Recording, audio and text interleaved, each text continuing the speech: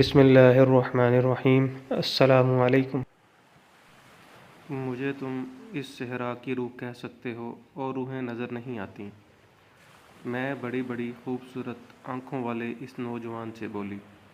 اپنی بات جاری رکھتے ہوئے میں نے مزید کہا، میں بھٹک جانے والوں کو راستہ دکھاتی ہوں۔ تمہیں میں کس نام سے پکاروں اے صحرا کی روح؟ اس نے سوال کیا۔ میرا نام دینار ہے، اور تمہارا؟ اے دینار، میں ناصر ہوں، اور بصرہ میں میرے کھجور کے باغ ہیں۔ اس نوجوان نے اپنے بارے میں بتایا۔ میں بھٹک گیا ہوں، کیا تم مجھے راستہ دکھاؤ گی؟ میرا تو کام ہی یہ ہے، مگر اس کے عوض اے ناصر، کیا تم مجھے اپنے باغ کی کھجور کھلاؤ گے؟ کیوں نہیں، اس نے فوراً جواب دیا۔ میں اسے اپنے لیے باعث عزت سمجھوں گا۔ بصرہ شہر میرے لیے نیا نہیں تھا، میں پہلے بھی وہاں کے پھیرے لگا چکی تھی۔ صحرا میں جس جگہ ناصر مجھے ملا تھا، وہاں سے بصرہ زیادہ فاصلے پر نہ تھا۔ میں اسے ساتھ لے کر چل دی۔ میں نے اس کا ہاتھ تھام رکھا تھا۔ کچھ ہی دیر میں سورج غروب ہو گیا، اور پھر چاند نکل آیا۔ اے ناصر، اگر میں تمہیں نظر بھی آنے لگوں تو؟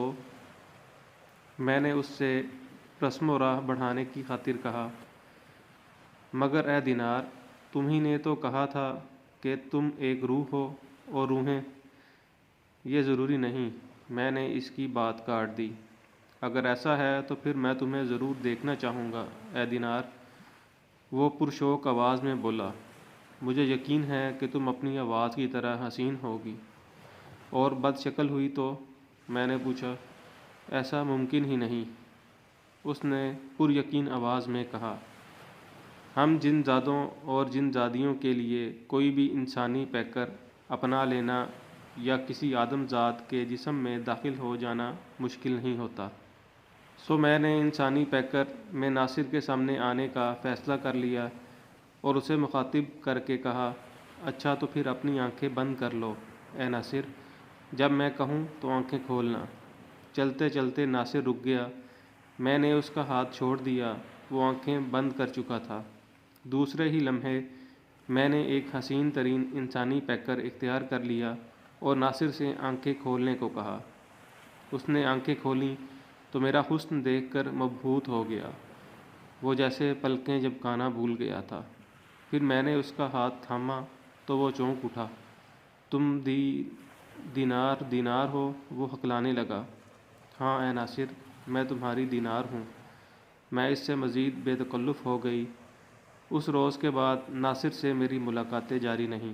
وہ میرے عشق میں اس حد تک آگے بڑھ گیا کہ ایک رات کہنے لگا، اے دینار، میں اب تمہارے بغیر زندہ نہیں رہ سکتا، میں تم سے شادی کرنا چاہتا ہوں۔ تم مجھ سے شادی کرو گے؟ مجھے ہنسی آ گئی۔ کیوں، اس میں ہنسنے کی کیا بات ہے؟ وہ میرا ہاتھ تھام کر بولا۔ اس وقت بھی میں اسی انسانی پیکر میں تھی جسے پہلی ملاقات کے دوران اختیار کیا تھا۔ میں اس لیے ہنس رہی ہوں کہ تمہیں میری حقیقت کا علم ہے، پھر بھی مجھے پا لینے کی آرزو کر رہے ہو۔ میرے خیال میں یہ نادانی ہے۔ پھر میں نے اسے کہا، اے ناصر، تمہیں کچھ اندازہ ہے کہ میری عمر کیا ہوگی؟ تمہاری عمر؟ یہی کوئی 16-17 سال ہوگی، اور کیا؟ اس نے خمار آلود سی آواز میں کہا۔ میں نہیں چاہتی اے ناصر کہ میری عمر کے بارے میں تم کسی غلط فہمی کا شکار رہو۔ میں بولی، یہ میں تمہیں اس لیے بھی بتا رہی ہوں کہ تم مجھ سے شادی کرنے کو بھی کہہ چکے ہو۔ پھر میں نے اسے اپنی اصل عمر بتا دی۔ اس وقت میں 98 برس کی تھی، مگر مجھے یہ معلوم تھا کہ اس عمر تک پہنچتے پہنچتے اکثر آدم زادوں کی زندگی کے چراغ گل ہو جاتے ہیں۔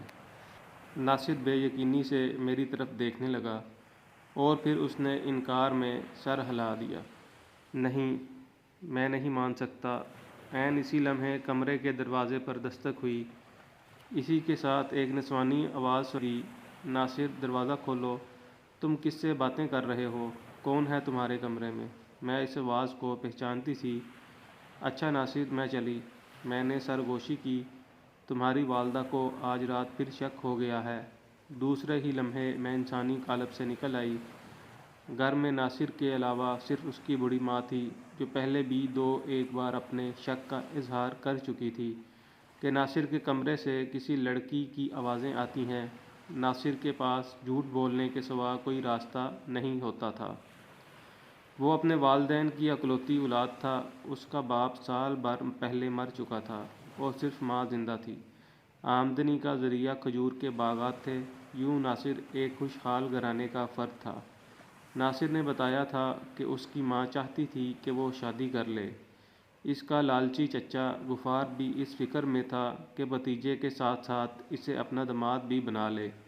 غفار اس طرح اپنے بڑے بھائی کے باغات پر قبضہ کرنے کے خواب دیکھ رہا تھا۔ ناصر ہی نے مجھے یہ ساری باتیں بتائی تھیں۔ وہ اپنے چچا کی بیٹی لیلا کو سخت ناپسند کرتا تھا، مگر میں اس کی زندگی میں نہ بھی آتی تو وہ لیلا سے شادی پر آمادہ نہ ہوتا۔ لیلا کے ظاہر و باطن دونوں ہی ناصر کی نظر میں قابل اعتراض تھے۔ نہ اس کی صورت اچھی تھی، نہ سیرت۔ آخری بار ناصر سے میں اس وقت ملی جب صحراؤں میں ایک نئے شہر کی بنیاد رکھے جانے کی خبر گرم تھی۔ یہ ملاقات ایک دوپہر کو کھجور کے باغ میں ہوئی تھی۔ ناصر نے مجھ سے گلہ کیا کہ اب میں خاصے دنوں کے بعد اس سے ملنے آئی ہوں۔ اے دینار، مجھ سے اب زیادہ عرصے تک تمہاری جدائی برداشت نہیں ہوتی، ناصر کہنے لگا۔ اس روز ناصر کے چہرے سے غیر معمولی فکر مندی کا اظہار ہوا تھا، سو میں نے اس کی وجہ پوچھی۔ وہی چچا غفار پیچھے پڑے ہوئے ہیں کہ ہر قیمت پر اپنی بیٹی کی شادی مجھ سے کر کے رہیں گے، ناصر نے بتایا۔ جاری ہے۔